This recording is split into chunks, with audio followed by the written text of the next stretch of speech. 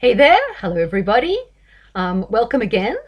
Now, for some reason, I don't know if it was the royal context, but the last video got an enormous amount of traction. I think it got 10 times the views I've normally been getting on my channel. So thank you to all the new subscribers and to some of the really encouraging comments as well. Might address something about comments right at the end of this. Now, what I want to talk about in this particular broadcast is another look at the UK Aries Ingress chart as a result of the interesting by-election result in Rochdale where MP George Galloway nailed the seat. And I also may take a brief look at George Galloway's chart. Now, to recap, what I've got up there is the Ingress chart for the UK.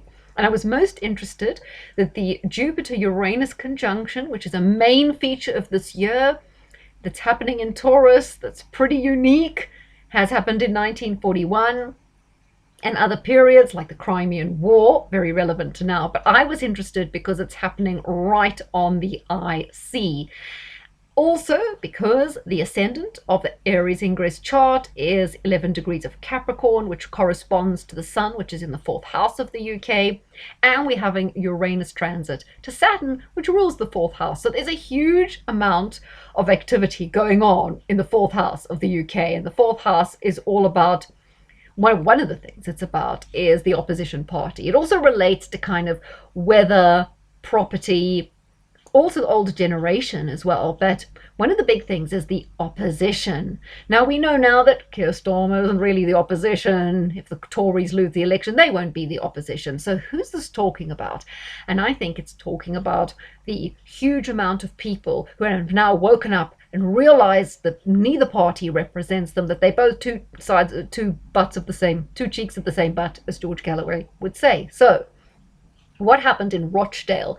For those of you who don't know, it's north of Manchester, so it's up in the northwest of England, and it's a town that's suffering post-industrial, and it was also very well known for the Rochdale rape gangs. Now, George Galloway was particularly appealing to the, well, I wouldn't say only, he was appealing to the working class vote and also the pro-Gaza vote, because there's a big Muslim constituency in that constituency. Okay, sorry, used that word twice there. And but he campaigned apparently on the maternity hospital and local issues, and he was voted for by a cross-section of society because it's not only Muslims who are concerned about Gaza. So he won a stonking victory. In fact, he got more votes than the Tories, Labour, Reform and the Lib Dems put together, all the main parties. But what was also very interesting about that by-election was the person who came second was an independent no one had ever heard of outside Rochdale. And the independent ran on a ticket of talking about the rape gangs and the problems, like, should we say, integration, cross-community problems because of the diversity of that particular seat. So what we learn from this is there's a lot of votes to be had in constituencies with large amounts of Muslims in the pro-Gaza, and also amongst people of a socialist background for the pro-Gaza.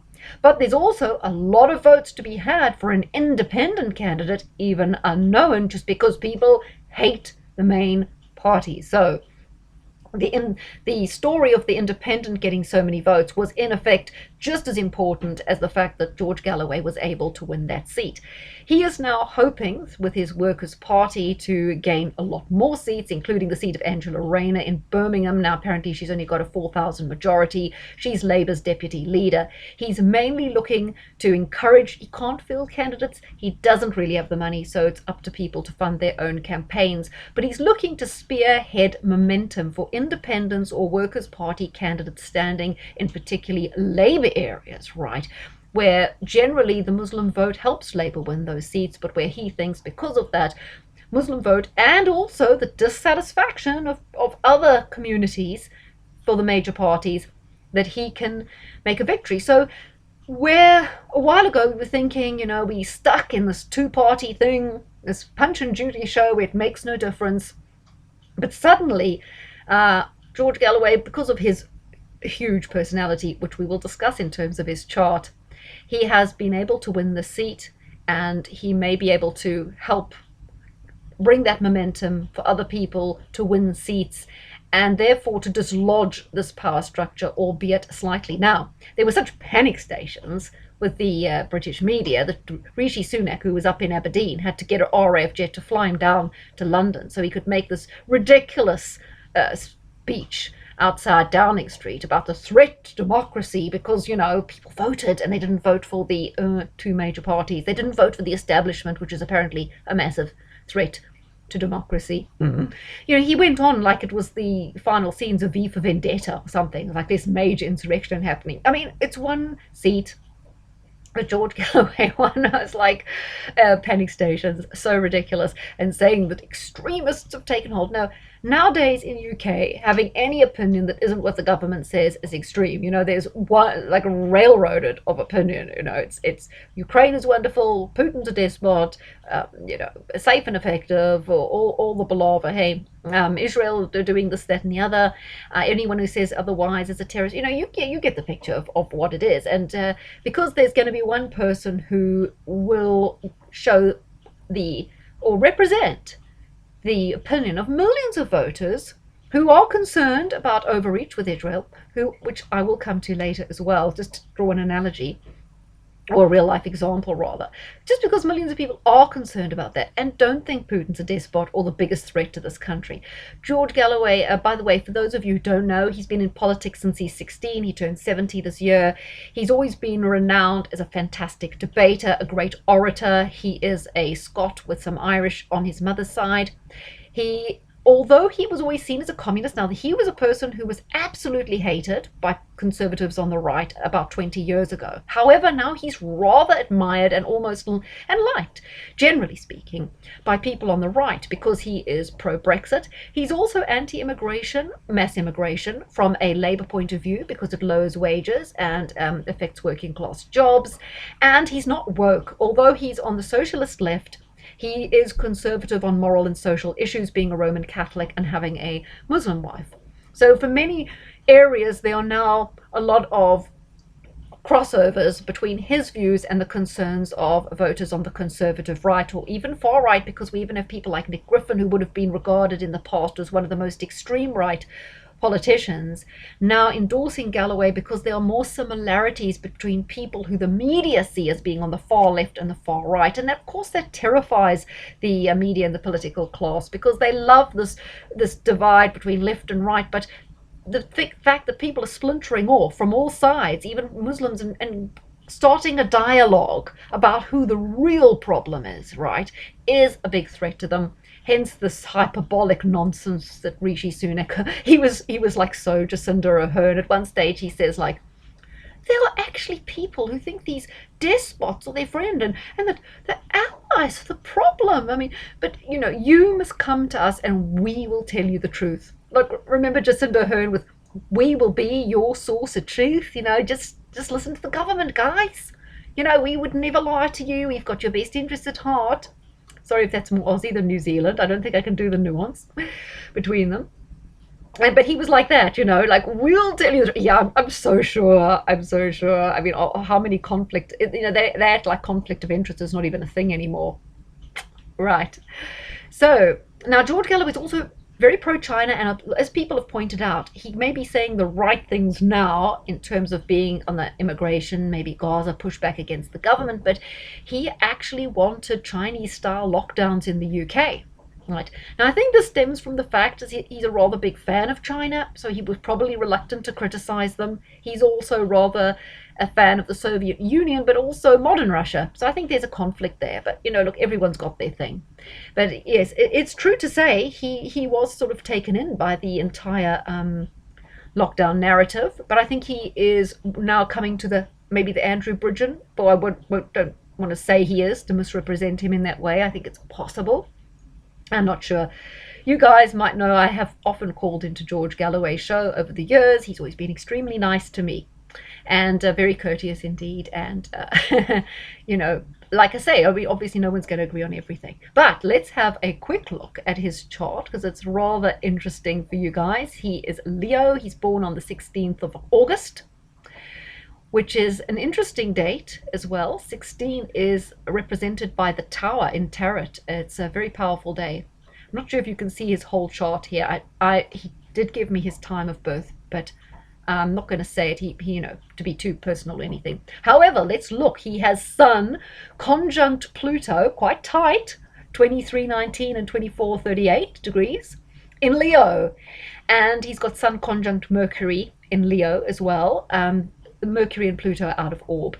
But I think that definitely depicts his extremely determined, gutsy, indefatigable, as he would say, character. Now, he is a fantastic orator and debater. He's got the fact at his fingertips. He puts all these Oxford-educated toffs, the Oxbridge type, the best university.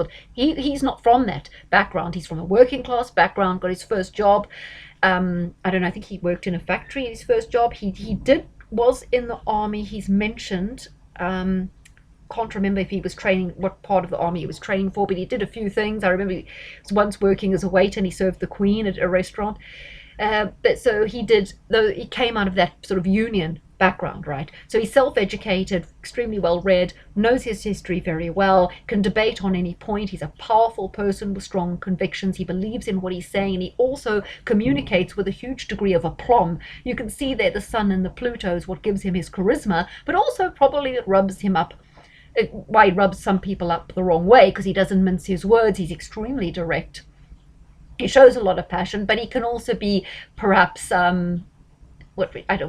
quite direct with people. He doesn't suffer fools gladly, and if he goes at you, he's going to go at you hard, and he expects you to be able to stand up for yourself. He will give it to you like a man. He did a great, I'm not sure if I'll be able to have time to show you, but he did a great interview with one of these limp, weak, wet as a damp rag Sky News journalists who were trying to corner him, and they were like, well, the Prime Minister says, and he said, sorry, I'd love to do the Scottish accent, but I'm going to butcher it. But he says, you keep talking about the Prime Minister like he's Moses. He says, like he descended from the mount with tablets of stone.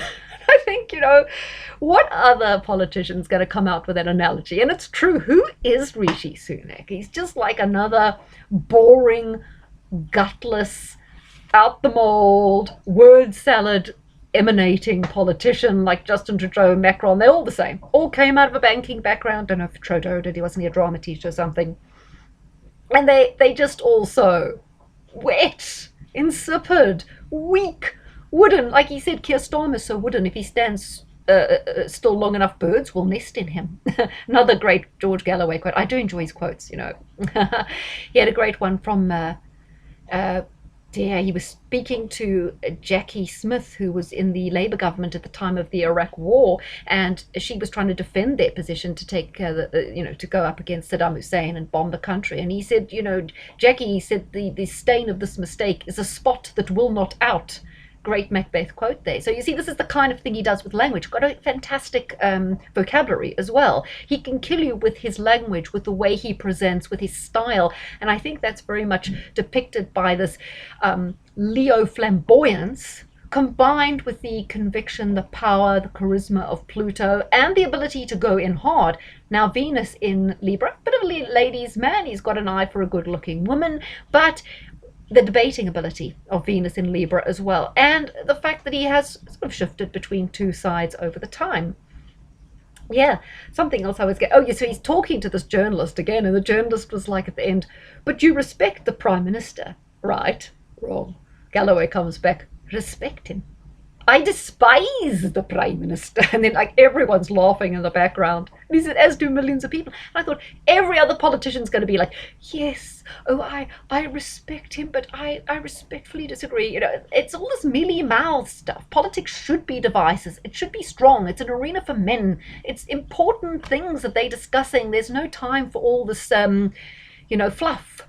And pussyfooting around, You can't be walking on eggshells. We do that in relationships. You shouldn't be able to do that in politics. Now, what's really interesting about George's chart is a Pisces moon, which is why I think he's, throughout his career, always seen the side of the underdog, or what he perceives as the underdog. He has always tried to be a champion for people who he felt were bullied, less advantaged, and I think that's what's driven a lot of his politics. And I know he doesn't drink, and I feel that having a moon in Pisces, it's a wise choice because of that addictive nature, and perhaps even in his childhood he had an experience of addiction around him in his community, that gave him that feeling to avoid alcohol. Very religious minded. He's always had an extremely strong faith and a spiritual side to his nature, which I think is also coming through from the Pisces moon.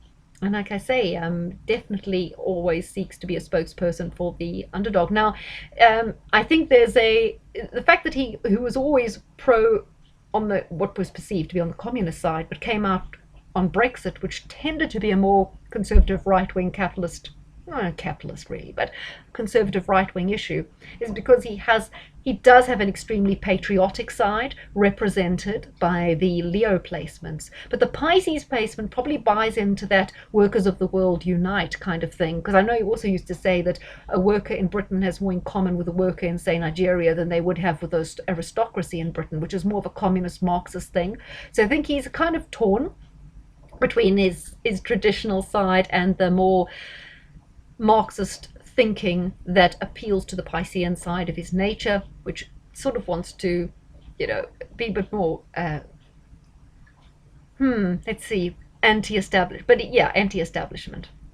But then again, some people say, is the establishment? Because during COVID, that more Sun conjunct Pluto authoritarian side of wanting Chinese lockdowns came out. So there's a balance there in his character. Now, what's interesting as well about his chart is the fact that this conjunction, Sun-Pluto, is going to be triggered by the Jupiter-Uranus conjunction, which is at about 24 degrees Taurus, and that's going to happen in April. So I should imagine we're in the election campaigning season at that phase, and that's going to be pivotal, really important for George in a time when he's really going to make his mark. So I do think he will have a very successful and enjoyable campaigning session. I think he's been enlivened, and that his time has come. Looking to see, I see there also Neptune is square Mars there, Mars in Sagittarius. Oh, Mars in Sagittarius as well. It's a very competitive streak, and also someone who's really politically driven. Their energy tends to be going into philosophical things of a philosophical nature, but I know he's a big sports fan as well, loves his football, so that matches in for Mars in Sag. Yeah, I'm wondering what's going to happen there. And look, I don't know if that's the exact position of his moon, but it is interesting that Neptune's going to be square his Mars at 27 degrees. Should imagine some strong opposition, people trying to undermine him, gossip, all the dirty tricks that they play when they don't like a candidate. And it's never just about one candidate. It's one candidate can energize a lot of people. Like, they hate Donald Trump because he's kind of controlled, but the people that he energizes cannot so easily be controlled. So definitely think it's not going to be long. April, we should be in full swing for the general election. And from the UK chart and his a success in Rochdale and the success of the other candidate in Rochdale, maybe we have more to look forward to in terms of this election being a real shake-up. I think a lot of people will just stay away and they won't vote, but where there is an independent candidate, I think they can all do well. And even if Galloway's party doesn't win seats, they can be split the vote, leading to unpredictable results in a lot of seats, which is going to, I think, be quite fascinating to watch, isn't it? Okay, I'm just going to pause and get some other data up to show you. Now, let's go to Twitter, because this is something that I found extremely curious. So, obviously, you guys in the UK know exactly what Keir Starmer of Labour represents.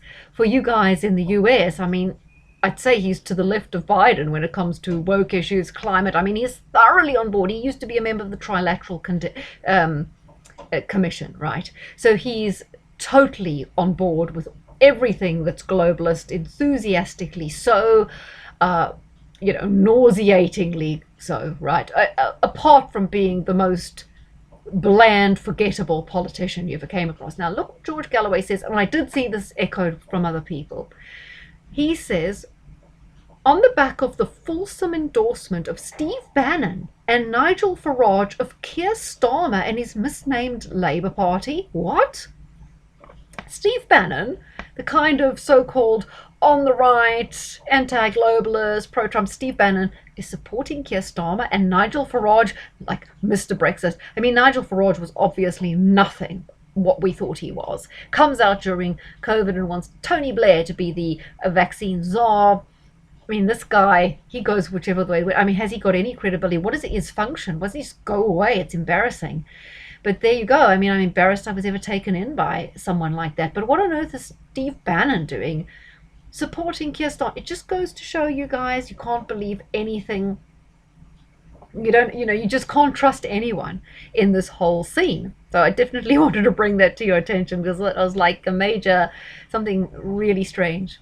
Now, I just want to have a brief chat again about the Gaza and the Israel-Gaza thing, and in the context of another historical event that was quite similar but totally different reaction. Now, I was going to say we continue to have these quite major marches for Gaza every Saturday in the UK, in London, and usually through central London. And I'm thinking, like, I support marching, I support protests. I think people should have freedom of speech in that way. I noticed one of the things Rishi Sunak was coming out on at this, really melodramatic speech he gave after Galloway got elected about, we were a country of democratic values and tolerant, we reject extremism and these marches, blah, blah, blah. They are itching to use these marches as an excuse for new laws to ban more types of speech. We don't have freedom of speech, but they want to ban more types of speech. They're probably itching to ban marches.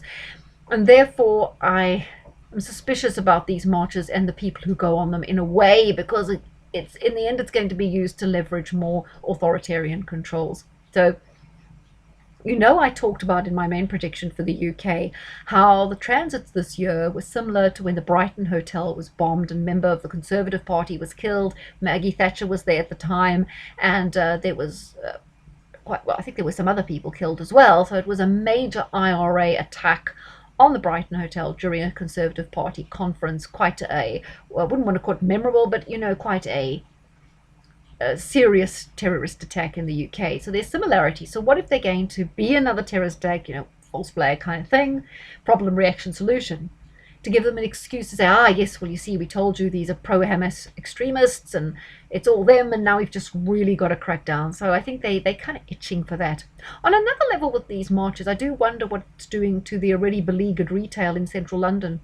If it's happening every Saturday, it's not conducive to shopping, retail, regeneration of all the shopping districts and their worldwide reputation. So although, look, I'm for peaceful protest, sometimes I think these protests are manipulated, and sometimes I think there's too many agents provocateurs or people within these protests who kind of just the normal suspects. For example, someone who would be regarded as a kind of Brexiteer, more on the far right or right-wing position, as the media would call it, was saying they went on one of these marches because they believe, this thing has gone too far, blah, blah, blah, and they want peace, ceasefire, whatever. And they said, no, we didn't really get on with the people there. They are thoroughly pro-climate change. They love lockdowns. They think it's the best thing ever. They love a bit of this. They're totally on board with all the other things. So, so yeah. That is kind of what I thought from the beginning, and you will know that I expressed that opinion on here, so which makes me wonder what's really going on with those marches. The principle of them is one thing, but what is the reality of them as well? Okay, let's have a look at this. Now, here we go. You guys will remember, those of you who were alive in 1999, which I'm guessing is most of you, that their NATO bombed Yugoslavia. There used to be a country, of course, called Yugoslavia, which is now broken up into Serbia, Bosnia and Herzegovina, Croatia, which were all kind of, I guess, different sections of one country. Now, and there you go. So why NATO intervened was because of supposed Yugoslavia's bloodshed and ethnic cleansing of Albanians, which had driven Albanians into neighboring countries, and it had the potential to destabilize the region. I believe Albanians are very often Muslims, and there's a kind of mixture of Muslims and Christians. I think Croatia and Serbia is more Christian. So Yugoslavia's actions had already provoked condemnation by international organizations like the UN, NATO, various. And they refused to sign the Rambouillet Accords, and that was initially offered as a justification for NATO using force. NATO countries attempted to gain authorization from the UN for military action. This was opposed by China and Russia. They vetoed it, and as a result, NATO launched its campaign without the approval of the UN, saying it was a humanitarian intervention. So you will remember that whole thing that went on for a few months. They bombed the Serbian state TV. It was a lot of bombing, and then Slobodan Milosevic was totally demonized. He later was on trial in The Hague. On Wikipedia now, you know what Wikipedia is like, so I think we can use them as a good source on this, because they will underestimate things rather than overestimate, given their bias, right? So it says there casualty and losses, which I think that's where I wanted to go. Ooh, dear. Just got to go to the Kosovo section. I hope I'm going to find it now, because I had it all before. NATO bombing, Yugoslavia, blah, blah, blah. Belligerents, commanders and leaders. It was quite clear cut before. NATO. Gosh, I wanted to have a look and see. I'm going to pause this while I just find the right section, which annoyingly is not here. Maybe I'll have it on my phone for you. Okay, now, during this sort of war, now, we had to go into Yugoslavia and bomb Serbia and whatever, and intervene, despite the two countries vetoing it in the UN because of the atrocities going on, apparently. So the Yugoslav had killed 1,500 to 2,131 combatants. 10,317 civilians were killed or missing, 85% of those being Kosovo Albanian, and some 848,000 were expelled from Kosovo. So that's kind of the death toll we're talking about, from what the Yugoslav side was doing to the Kosovans. Now, if we have a look here at casualties on losses, so far in Gaza, 30,878, 72,402 missing, 7,800 plus missing. Inside Israel, there were 1,609 militants killed, 200 militants captured. Other theaters, 420 in the West Bank, 4,650 wounded, 304 killed in Lebanon, 105 killed in Syria, and 1,900,000 Palestinians displaced.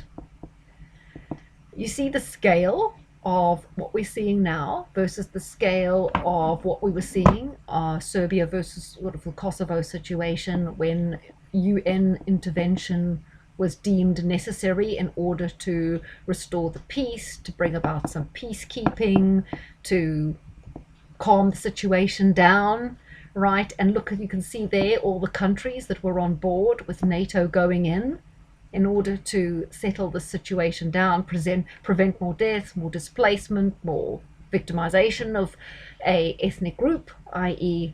Kosovans or Albanians.